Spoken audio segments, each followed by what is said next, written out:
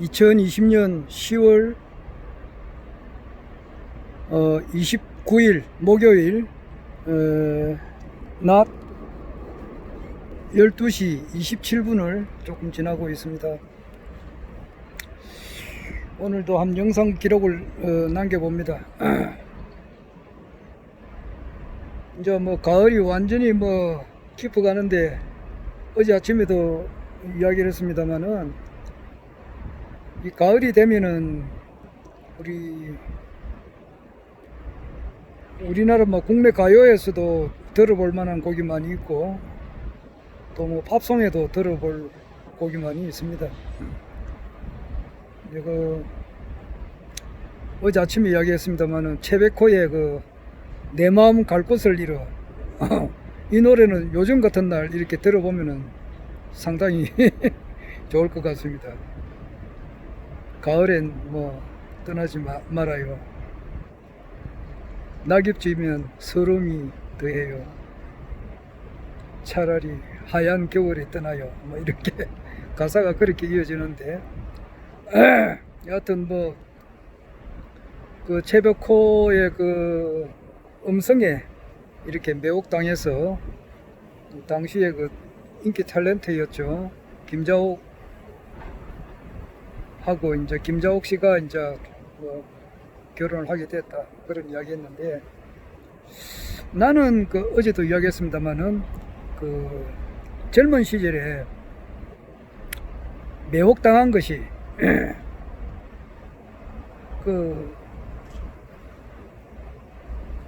좀 지금은 자꾸 하신 고현봉 목사님,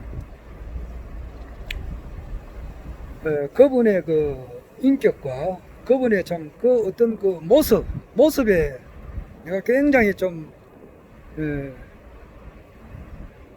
조금 뭐 이런 표현은 좀 하는 줄 모르지만은 완전 반한 거예요. 영혼이 매혹당하고 말이에요. 어떤 완전 어떤 여자를 보면 아이고 내 반했다 뭐 그런 말을 하잖아요. 그런데 참 내 영혼과 정신이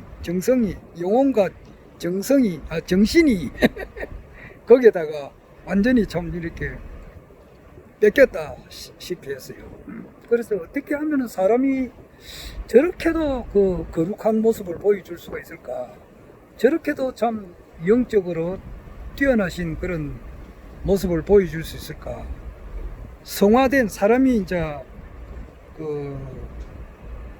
자기 죄를 뉘우치고 이제 하나님 앞에 나아가는 그 삶을 하지 않습니까? 기독교에서 말하면은 자기 죄를 뉘우치고 이제 예수님을 나의 구주로 영접을 하고, 그럼으로써 과거에 잘못된 그런 모든 것을 이제 다 청산하고 예수님과 함께 이 세상을 살아가면서 날마다 저 높은 곳을 향하여, 주님이 있는 하나님이 있는 곳을 향하여 나아가면서 하나님을 닮아가려고 하는 그러한 생활을 하게 되면은 갈수록 이제 사람이 성스럽게 되고, 뭐 궁극적으로 가면 영화스럽게 되고, 또 궁극적으로 가면은 이제 하나님의 형상대로 지원받은 우리 인간이 하나님의 형상을 그대로 온전히 다 드러낼 수가 있다, 막 그런 가르침이 있어요. 실제 그분은 하나님과 거의 같은 모습을 이렇게 보여줬어요. 그래서 어제도 이야기했습니다만은, 그분 옆에 가면 예수 믿으라는 그런 말이 필요가 없어요. 딱 모습을 보는 순간 아이고 내 예수 믿어야 되겠다, 이 말이 확 생각이 바로 들어버려요. 그렇게 참 훌륭하신 목사님이었는데, 하여튼 그분을 엄청 이렇게 참 사모하고 참 진짜 존경하고 참 염려불망했습니다. 이 생각하고 또 생각하고 잠시라도 잊지 못하고 그렇게 했습니다. 그런 걸 스승에 대한 사랑이라 할까, 그런 거죠.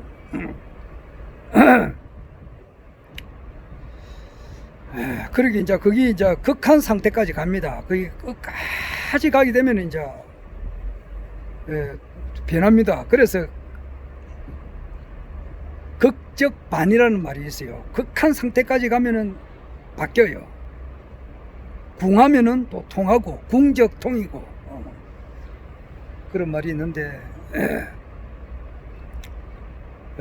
그 이후에 이제 또 뭐 이경 박사님은 뭐 그런 모습까지는 아니더라도 그 나름대로 또 이경 박사님한테는 또 배울 점이 많이 있었고 또 그렇습니다.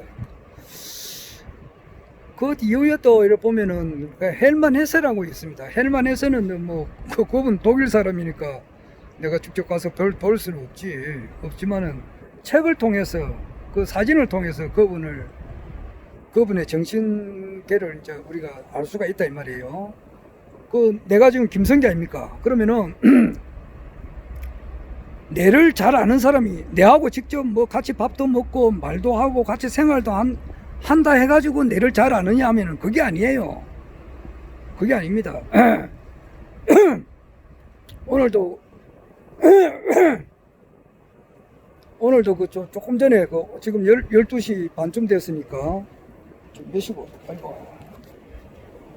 12시 33분인데 11시 한 50분쯤 돼서 전화가 와가지고 말이에요.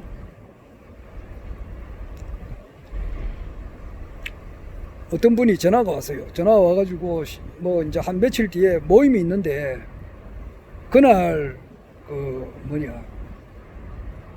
가서 조건이 뭐냐니까 허경영 총재 이야기 안 하는 조건으로 해가지고 참석하라 그렇게 하더라고. 아 참네. 예. 그러니까 뭐 알았다 하고 가서는 이야기를 안 해야죠. 그러면 뭐 쉽게 말해서 공작새 보고 말이야. 니 그 공작 그 날개 펴지 마라. 많은 조건을 해가지고 거기에 참석하는 것 같다고. 공작은 공작새의 그 아름다움이라 하는 것은 그 날개를 말이야 쫙 펼치는 거잖아요. 그런데 그것을 펼치지 많은 조건을 해서 참석하라 그러면 공작으로서의 그 의미가 있는가? 없지. 참 그렇게 하더라고.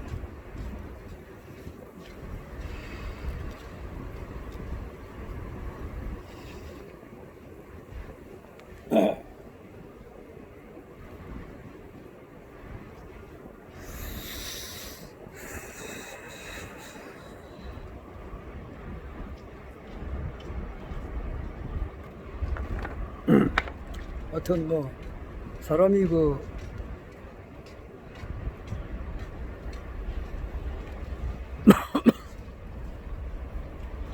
자기하고 가까이 이렇게 밥을 먹고 참 같이 지낸다고 해서 그 사람을 아는 게 아닙니다. 그 사람의 어떤 아주 겉부분만 아는 것이지 속내를 아는 사람은 그러니까 내가 그 사람들하고 좀 모레 만나는 사람하고는 아주 뭐 몇십 년 전부터 잘 아는 사람들이에요. 그런데 그 사람이 내를 아느냐 하면 모르는 거 아니에요. 내 의식 세계를 전혀 모릅니다. 이해를 못 합니다. 그 사람을 알려면은 그 사람의 그 참모습을 알려면은 그 사람이 쓴 책을 본다든지 그 사람이 말하는 것을 이렇게 유튜브를 통해서 귀담아 듣는다든지 그러면은 그 사람을 잘 아는 거예요. 요즘은 유튜브 시상이 돼가지고 말이야. 그리고 내가 이제 무슨 말을 한다는 것을 유튜브 뭐 한 10사람 정도가 보는데 그 사람이 오히려 내를 더 잘 안다고 할 수 아니겠어요? 그래가 뭐 좋아요 눌리시는 분이 한 두세 분 계세요. 그 사람이 내를 잘 알죠. 다른 사람은 잘 모릅니다. 마찬가지로 그 헤르만 헤세가 멀리 떨어져 있다 이 말이에요. 멀리 떨어져 있어도 그분 책을 이렇게 가까이 읽고 그것을 내 것으로 이렇게 함으로써 헤세의 정신을 그대로 이어받을 수가 있어요. 헤세를 이해를 할 수가 있단 말이에요. 그래서 헤르만 헤세와 이경 박사님, 불교 연구원장 이경 박사님을 통해서 내 마음의 상처가 치유가 됐다고. 기독교로부터의 어떤 이탈했었을 때에, 벗어났었을 때에 나를 위로해 주신 분이 이경 박사님하고 헤르만 헤세예요. 그 두 분이에요. 하여튼 뭐 그래가지고 결국 가서는 뭐 강정산을 거쳐서 결국 이제 허경영 총재님의 가르침을 이렇게 지금 받들고 있는데 오늘은 또 이제 33가지 공약을 이제 또 아침에 한 1분 정도 보면은 뭐 옛날에 다 외웠던 거니까 다시 기억이 나거든요. 그래서 이제는 또 안 잊어버리려고 합니다. 외울 게 많은데 이제 26, 33가지 중에서 이제 26번째까지 갔어요. 그러니까 26번째가 이제 노동혁명인데 거꾸로 합니다. 노동혁명인데 이제 그 노조 같은 거는 폐지가 됩니다. 뭐 무슨 노조, 우리나라의 큰 노조 뭐 그 양대 노조가 있는데 그거 다 없어져 버리고, 교육계에도 노조가 있죠. 정교조라든지 이런 게 다 없어지고, 노사 가족 협의회가 이제 구성이 돼서 이제 실체가 됩니다. 그래요. 노동혁명이 일어나고, 25번째로 가면은 이제 이게 보훈혁명인데, 그 6.25 참전용사하고, 그 다음에 이제 그 독일에 이제 가가지고 광부도 하고 또 이제 여자들은 간호사도 하고 이랬는데, 이런 분들이 대상이 되죠. 6.25 참전용사, 이제 독일에 가서 광부나 이제 간호사를 하신 분들, 우리가 그때 60년대죠. 그 다음에 이제 월남전에 참전했던 분들, 이분들에게 이제 5억 원을 일시로 주고 매월 300만 원씩 이제 이렇게 지급을 한다는 거예요. 근데 뭐 그분이 돌아가셨으면은 그분의 이제 유가족에게 이제 5억 원을 주고 매월 300만 원씩 줘서 애국 정신을 이제 기른다는 거예요. 그게 이제 보훈혁명이에요. 보훈. 그 다음에 24번째가 생활혁명인데, 생활혁명은 첫 번째로 그 봐가지고 이제 1억 원 이하의 물품에 대해서는 재산 압류를 못 붙이게 해버려요. 총재님께서 이제 저는 아주 고등학교 시절 때 말이야, 그 산 위에서 텐트 치고 사실 때 그 옆에 어떤 사람이 쫄딱 망해가지고 그렇게 또 같이 뭐 그 인근에 그런 참 산에다가 천막을 치고 살고 있는데, 거기 와가지고 또 뭐 압류를 하고 그래 했는가 봐요. 그러니까 그분이 아마 자살했다든가 아마 그런 것을 아마 자살했는 거예요. 그래서 이제 그 가족들이 얼마나 슬프겠느냐고요. 그런 걸 다 이제 목도를 하셨으니까 다시는 이제 그 1억 원 미만에 대해서는 재산 압류를 못 붙이게 하고, 또 고소 고발이 너무 이제 심하니까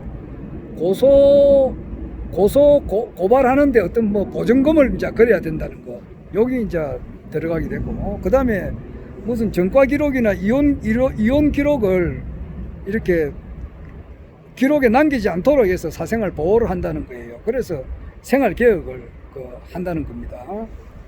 압류금지, 쉽게 말해서 압류금지, 고소고발, 보증금을 이제 걸도록 해가지고 고소고발이 그래 많지 않도록 하고, 그리고 이혼이나 전과 기록을 이제 삭제를 한다는 거예요. 그게 생활혁명이고. 그다음 23번째가 그 어업혁명이에요. 보험공사에서 즉시 어음을 가져오면은 현금으로 지급을 하고, 보험에 전부 다 이제 가입을 하게끔 한다는 거예요. 22번째가 부패혁명인데, 지금은 쌍벌죄가 돼가지고 뇌물을 준 사람하고 뇌물을 받은 사람하고 둘 다 같이 처벌한다 이래 돼 있으니까 처벌하기가 힘들잖아요. 두 사람만 딱 입 닫아 버리면 찾아낼 수가 없죠. 그런데 이제 그게 어떻게 바뀌느냐 하니까, 뇌물을 받은 사람만 처벌하고 준 사람은 처벌하지 못해요. 그리고 준 사람은 언제든지 그 줬다는 서류만 가져오면은 그 돈을 국가에서 내준다는 거예요. 그리고 이제 우리나라 경제 발전을 저해하는 김영란법, 이런 거는 빨리 폐지해버려야 되는 거예요. 그 이제 22번째 부패혁명에 거기 들어가요. 21번째는 어제 이야기했다시피 이제 농약혁명, 20번째가 농지혁명, 그리고 19번째가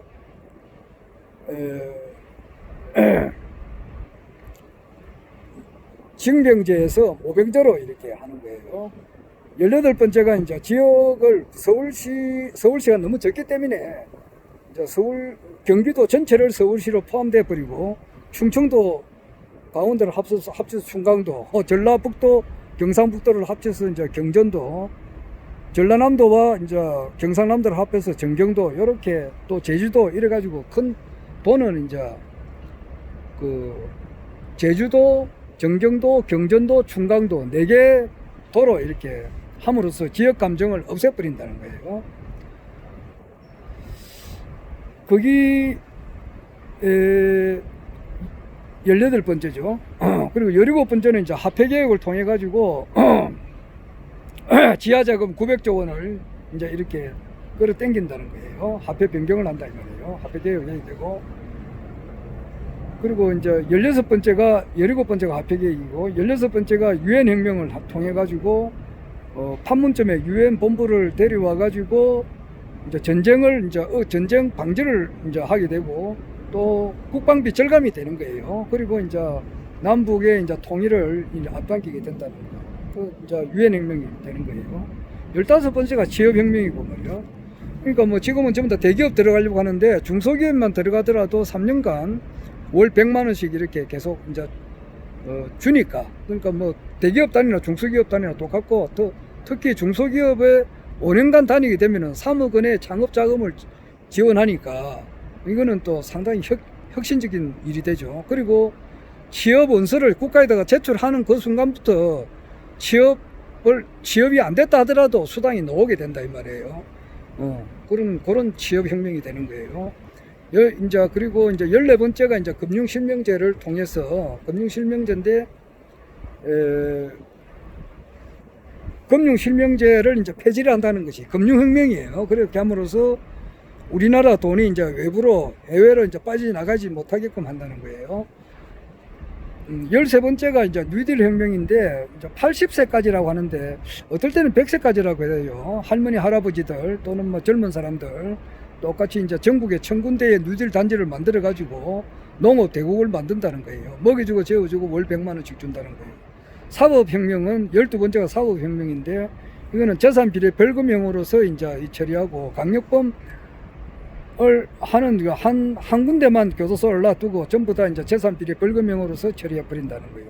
아마 변호사들도 많이 이제 줄어들 것 같아요.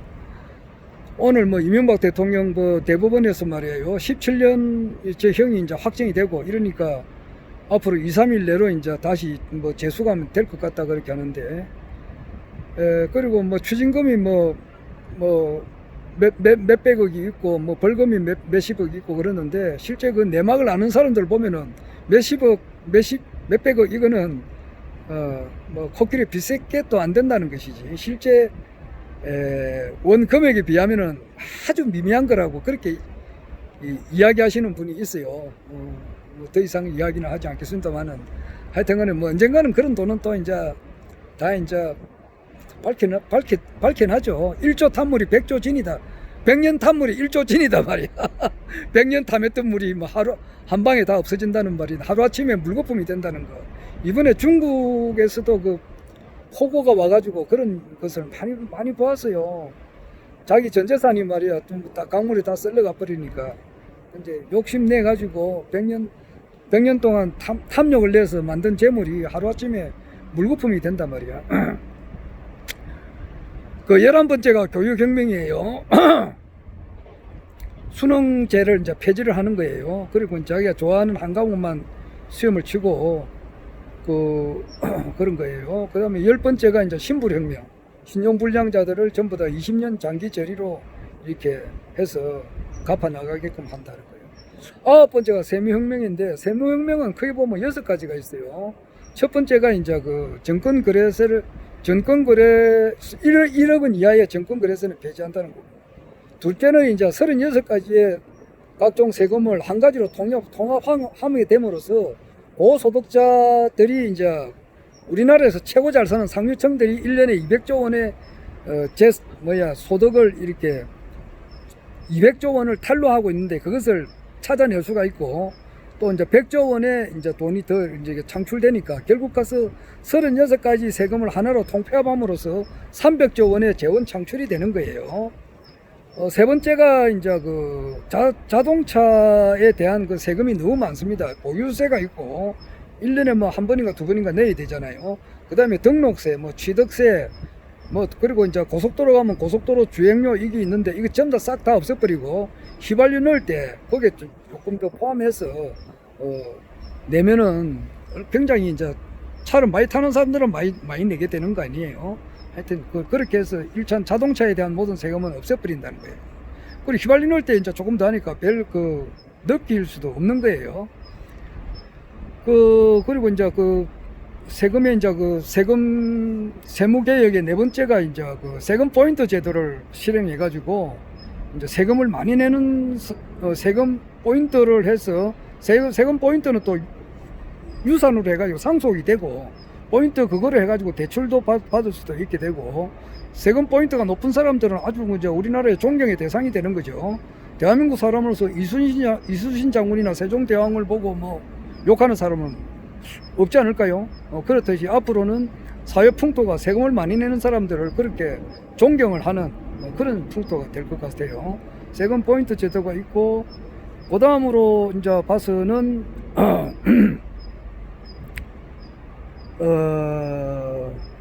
이건희 회장이 얼마 전에 돌아가셨는데 그것도 이건희 회장이 살아 계실 때에 상속세 때문에 굉장히 이제 고생을 많이 하시다가 그런 병이 왔다는 것도 그렇게 하셨어요. 그렇게 상속세를 완전하게 없애버려야 되는 겁니다. 이 상속세 폐지를 하게 되면서 우리나라 알짜배기 기업들이 해외로 이제 해외 사람들이 인수하지 못하도록 그거를 막아줘야 되는 거예요. 상속세 폐지하고.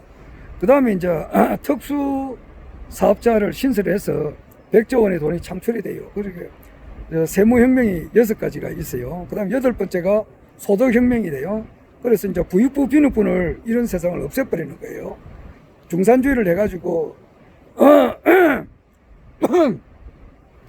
어느 정도 너무 잘 사는 사람들은 말이에요. 재산이 100억, 1000억 이럴 때는 100조, 1000조 이렇게 되면은 조 단위가 넘어가게 되면은 즉 국가가 공산주의 체제를 어느 정도 도입을 해야 된단 말이에요. 중상주의라고 하는 것은 자본주의와 공산주의의 그 잘못된 점을 결합을 하거든요. 그래서 재산이 조 단위가 넘어간다든지 뭐 이렇게 되면은 그 국가에서 통제를 해가지고 그 소득을 부익부 빈익분을 없앤다는 거예요. 소득혁명. 그 다음에 7번째가 이제 배당인데 그거는 이제 18세 이상은 150만 원씩 이제 준다는 거예요.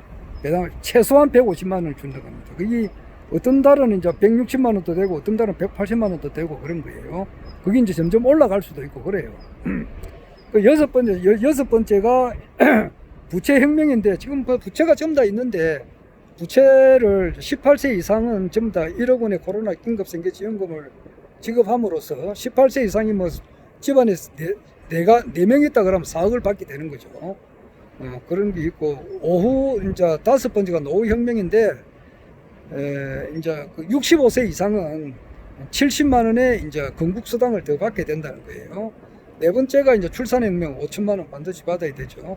3번째가 결혼혁명인데 결혼자금 이제 1억 원 하고 주택자금 2억 원을 이렇게 준다는 거예요. 2번째가 정당혁명인데 이거 정당은 완전히 뭐 당 자체를 없애버린다는 거예요.